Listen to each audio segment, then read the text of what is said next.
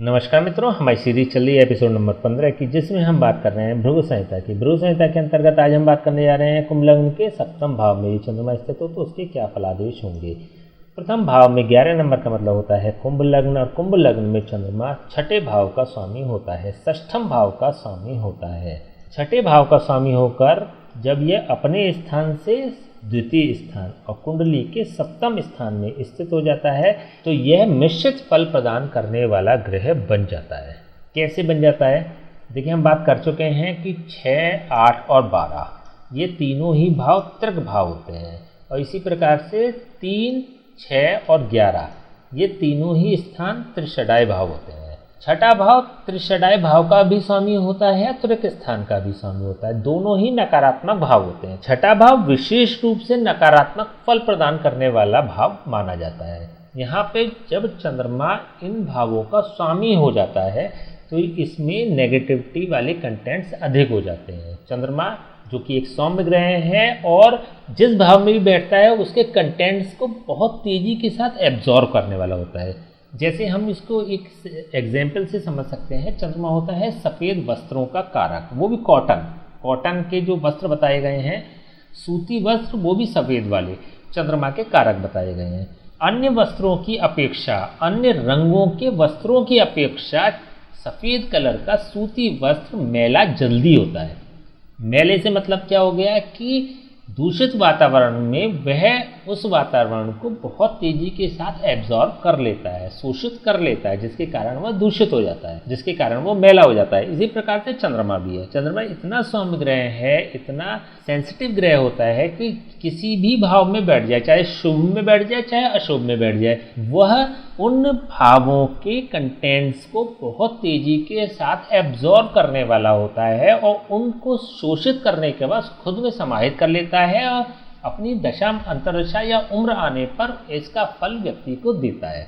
तो चंद्रमा के लिए एक बहुत सरल सा और सीधा सा सिद्धांत है। तो चंद्रमा के लिए जो एस्ट्रोलॉजर्स कहते हैं या ग्रंथों में भी हम पढ़ते हैं कि चंद्रमा बहुत तेजी से फल देने वाला होता है। अगर हम गोचर की भी बात करें तो 2.5 दिन का केवल चंद्रमा होता है एक राशि में चंद्रमा 2.5 दिन के लिए आता है। आफ्टर दैट वह अपनी राशि चेंज कर लेता है। तो सबसे तीव्रगामी जो ग्रह होता है वो चंद्रमा होता है।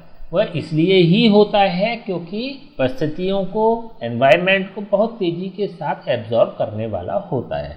जब ये छठे भाव का स्वामी होकर सप्तम भाव में बैठता है तो छठे भाव की जो भी कंटेंट्स हैं वो यहाँ पर ड्रॉप कर देता है 7th हाउस में, और यहाँ के जितने भी कंटेंट्स हैं खुद एब्जॉर्ब कर लेता है। तो यहाँ पर चंद्रमा सप्तम भाव जो कि एक केंद्र भाव है, देखिए सप्तम भाव के शुभ गुण भी होते हैं और अशुभ गुण भी होते हैं। तो यहाँ पर शुभ हो अथवा अशुभ हो, दोनों ही प्रकार के गुणों को ये शोषित कर लेता है और सप्तम भाव को दूषित कर देता है। सप्तम भाव नेगेटिव कैसे होता है, पॉजिटिव कैसे होता है, इस बात को भी समझ लेते हैं। वैसे जब हमने सप्तम भाव के बारे में चर्चा करी तो विस्तार से आपसे बताया था। जब हमने लघु पाराशरी के बारे में चर्चा करी थी तब भी आपको इसके बारे में विशेष रूप से बताया था। अष्टम भाव मृत्यु स्थान होता है, और अष्टम का अष्टम मतलब तृतीय स्थान भी मृत्यु स्थान होता है, यह भी मृत्यु भाव होता है। और इन दोनों के ही द्वादश स्थान मतलब सप्तम स्थान और द्वितीय स्थान, ये दोनों मारक स्थान होते हैं। तो यहाँ पर सप्तम भाव मारक भाव भी होता है। लेकिन दूसरे स्थिति में देखें तो चतुर्थ स्थान, सप्तम स्थान और दशम स्थान, ये तीनों ही स्थान कुंडली के केंद्र भाव होते हैं। और हमने जो लघु पाराशरी की बात करी थी आपसे तो एक चर्चा और भी करी थी कि चतुर्थ से सप्तम बली और सप्तम से दशम बली होता है। तो यहाँ पर केंद्र भाव का स्वामी होकर चंद्रमा एक तो केंद्र के शुभ गुणों को एब्जॉर्ब कर लेगा, यहाँ पे इसकी जो शुद्धता है सप्तम की वह एब्जॉर्ब कर लेगा, और दूसरी इसका मारकत्व भी यह शोषित कर लेगा। तो यहाँ पर चंद्रमा मिश्रित फल प्रदान करने वाला होगा, लेकिन सप्तम भाव पूर्ण रूप से डैमेज होने वाला होगा, पूर्ण रूप से व्यक्ति को पीड़ित करने वाला होगा। तो यहाँ पर व्यक्ति का वैवाहिक जीवन सुखपूर्ण नहीं होगा, व्यक्ति के जीवन में क्लेश होंगे। देखिए एक चीज़ और हमें समझनी पड़ेगी जब भी हम वैवाहिक जीवन का प्रेडिक्शन करते हैं। देखिए जब अब आप धीरे धीरे आगे बढ़ रहे हैं एस्ट्रोलॉजी में तो जब भी टॉपिक आएंगे तो उस पर विस्तार से भी चर्चा हम लोग करते रहेंगे।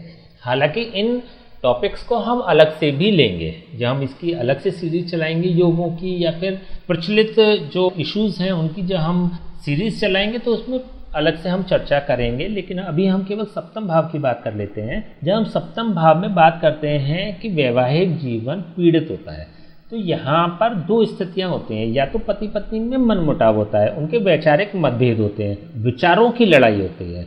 आप कुछ सोच रहे हैं और हम कुछ सोच रहे हैं, आप कुछ और चाहते हैं, हम कुछ और चाहते हैं, आपकी पसंद कुछ और है, हमारी पसंद कुछ और है, आपके सिद्धांत कुछ और है, हमारे सिद्धांत कुछ और हैं। तो ये जितनी भी इश्यूज़ हैं वो वैचारिक मतभेद के अंतर्गत आते हैं। दूसरे इश्यूज़ क्या होते हैं? वैचारिक मतभेद हैं वो इस स्थिति तक आ जाते हैं, इस लेवल तक आ जाते हैं कि पति और पत्नी पृथक हो जाते हैं, उनमें डाइवोर्स हो जाता है। तो यहाँ पर जब हम प्रेडिक्शन करते हैं तो हमें ये भी समझना चाहिए कौन सा ग्रह या कौन सा भाव या कौन सी स्थिति किस लेवल तक व्यक्ति को इफेक्टिव कर रही है। यहाँ पे हम चंद्रमा की बात करते हैं। चंद्रमा होता है छठे भाव का स्वामी, रोग का स्वामी, ऋण का स्वामी, शत्रु का स्वामी, या फिर छठे भाव से संबंधित अन्य भी कंटेंट जिनकी हम पहले बात कर चुके हैं जब हमने छठे भाव के बारे में आपसे चर्चा करी थी। उससे संबंधित जो भी कंटेंट्स होते हैं, विशेष रूप से रोग, पत्नी रोगी हो सकती है या पति रोगी हो सकता है, मतलब जीवन साथी रोगी हो सकता है। हमने क्योंकि बात कर चुके हैं कि रोग भाव का स्वामी जिस स्थान पे बैठता है उस भाव को रोगी बना देता है। तो यहाँ पर जीवन साथी रोगी हो सकता है एक स्थिति। दूसरी स्थिति, पति और पत्नी में वैचारिक मतभेद हो, उनमें आपस में म्यूचुअल अंडरस्टैंडिंग की कमी हो, लेकिन वो किस लेवल की होगी? क्योंकि चंद्रमा सौम्य ग्रह है, यहाँ पे पृथकतावादी ग्रह नहीं है, सेपरेशन का कारक ग्रह नहीं है। चंद्रमा सेपरेट नहीं कराता है, बशर्ते वह 12th हाउस का लॉर्ड ना हो। यदि वह द्वादश भाव का स्वामी होता है तो हम पहले देखिए सारी चर्चाएं हो चुकी हैं, जो शुरू से हमारे चैनल से जुड़े हुए हैं इस बात की उन्हें भली भांति जानकारी है कि द्वादश भाव का स्वामी पृथकतावादी ग्रह होता है। तो यहाँ पर यदि द्वादश भाव का स्वामी चंद्रमा हो जाए, इट मीन्स कि सिंह लग्न हो जाए, तो वहाँ पर तो चंद्रमा पृथकतावादी ग्रह माना जाएगा। लेकिन अन्य स्थितियों में चंद्रमा पृथकतावादी ग्रह नहीं माना जाता, तो यहाँ पृथक तो नहीं कराएगा। सेपरेशन के कोई योग नहीं है पति और पत्नी में। वैचारिक मतभेद हो सकते हैं या फिर जीवन साथी रोगी हो सकता है, ऐसी स्थिति हो सकती है। दूसरी स्थिति क्या होती है? रेगुलर इनकम का भी होता है सप्तम भाव। रेगुलर इनकम में टाइम टू टाइम ब्रेकअप आते रहे, ऐसी भी स्थिति हो सकती है। तीसरी स्थिति क्या हो सकती है कि यह बिजनेस पार्टनरशिप का भी भाव होता है, तो व्यक्ति की बिजनेस पार्टनरशिप में भी इश्यूज आते रहे, उनके अपने पार्टनर से विचार न मिलते हों, दोनों के विचार अलग हों, लेकिन बिजनेस सेपरेट हो जाएगा ऐसी संभावना नहीं दिखाई देती। वह इसलिए भी नहीं देती क्योंकि यहाँ पर चंद्रमा सिंह राशि पर स्थित है। चंद्रमा अपने मित्र की राशि में स्थित है। सिंह राशि होती है सूर्य की, और सूर्य और चंद्रमा परस्पर मित्र होते हैं, एक दूसरे के मित्र होते हैं, तो यहाँ पर सेपरेशन के कोई योग नहीं है। लेकिन यहाँ पर चंद्रमा सप्तम भाव के गुणों को धारण कर लेगा और दोषों को भी धारण कर लेगा। चंद्रमा की महादशा, अंतर्दशा और चंद्रमा के वर्ष 12 साल की अवस्था, 24 साल की अवस्था, 36 साल की अवस्था और 48 साल की अवस्था में व्यक्ति को मार्केश के गुण प्राप्त होंगे। मार्केश में शारीरिक, मानसिक या आर्थिक क्षति हो सकती है, ये मार्केश की परिभाषा होती है। तो ऐसी स्थिति जनरेट करने वाला चंद्रमा बन सकता है। या फिर चंद्रमा की महादशा और अंतर्दशा में भी ऐसी स्थिति जनरेट हो सकती है। चंद्रमा की यहाँ से सीधी दृष्टि लग्न भाव पर भी है। चंद्रमा लग्न को भी शुभत्व और दूषितता प्रदान करने वाला होगा। तो जो हम बात कर रहे हैं कि व्यक्ति को शारीरिक कष्ट, मानसिक कष्ट या आर्थिक कष्ट हो सकते हैं, तो यहाँ पर लग्न भी इसकी पुष्टि कर रहा है, क्योंकि चंद्रमा की दृष्टि लग्न पर भी है, लग्न को डायरेक्टली ये इफेक्टिव कर रहा है। तो यहाँ पर जीवन साथी और स्वयं व्यक्ति दोनों ही इफेक्टिव होंगे। तो संभवतः ये जो क्राइसिस होगी ये मनी की क्राइसिस होगी, ये आर्थिक क्राइसिस होगी, क्योंकि ऐसी संभावना कम होती है कि शारीरिक कष्ट दोनों के एक साथ हो, ऐसी संभावना कम होती है कि मानसिक कष्ट दोनों के एक साथ हो या उनका लेवल सेम हो। लेकिन हाँ, आर्थिक कष्ट दोनों को एक साथ भी हो सकता है और उसका कष्ट भी लगभग सेम हो सकता है। तो यहाँ पर आर्थिक कष्ट होने की संभावना अधिक लग रही है।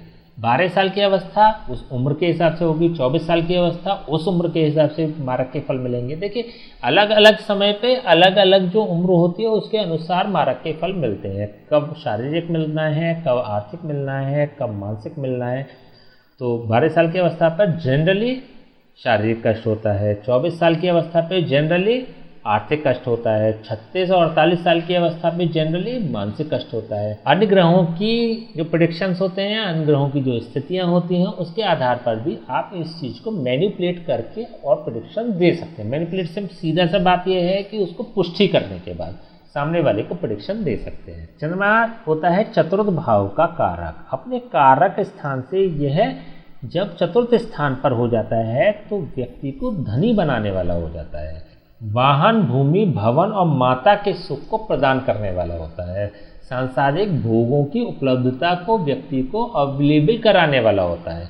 तो यहाँ पर चतुर्थ भाव के सापेक्ष ये चंद्रमा बहुत शुभ स्थिति दिखा रहा है। तो चतुर्थ भाव के सापेक्ष देखें तो चंद्रमा शुभ है। चलिए हम इसके उपाय की बात कर लेते हैं। क्या उपाय हो सकते हैं चंद्रमा के? सामान्य किसी ब्राह्मण से जाप और हवन समय समय पर कराते रहें। शिवलिंग पर दुग्धाभिषेक करते रहें। यदि स्वास्थ्य संबंधित मेजर प्रॉब्लम है, आपको है अथवा माता को है या फिर पत्नी को है, तो आप चंद्रमा के दान भी कर सकते हैं। सफ़ेद चावल सोमवार के दिन किसी ब्राह्मण को दान करें। इनमें से आप कोई भी उपाय कर सकते हैं, सभी उपाय आपको लाभान्वित करेंगे। तो किस प्रकार की परिस्थिति है उसके हिसाब से भी आपको उपाय कर लेना चाहिए। ठीक है, तो आज हमने बात करी कुंभ लग्न के सप्तम भाव में चंद्रमा स्थित हो तो उसके क्या फलादेश होंगे। नेक्स्ट वीडियो हम बात करेंगे कुंभ लग्न के अष्टम भाव में यदि चंद्रमा स्थित हो तो उसके क्या फलादेश होंगे। तब तक के लिए हमें आज्ञा दीजिए। नमस्कार।